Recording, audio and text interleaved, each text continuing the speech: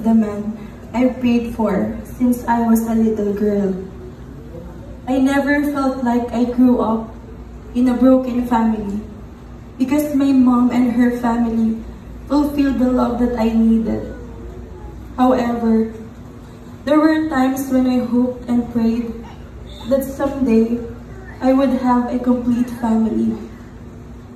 That dream was not for me, but for my future family. I wanted my children to have a good father.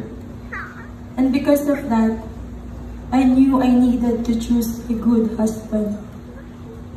There was a time that I was really broken. And I realized that entering a relationship is not easy. Since that day, I surrendered all to the Lord. At sabi ko, Lord, please give me wisdom and guide all my decisions.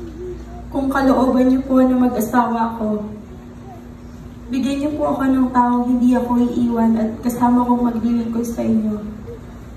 Kung hindi po ganyan ang magiging asawa ko, wag na lang po, Lord.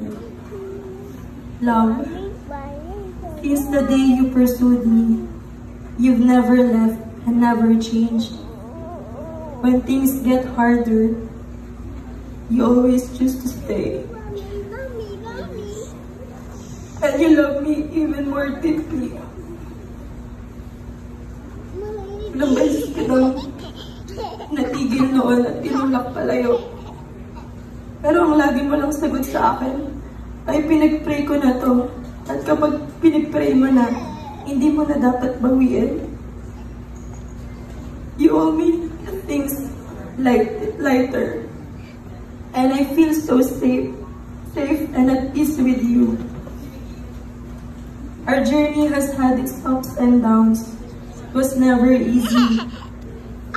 But now, nakasal na tayo.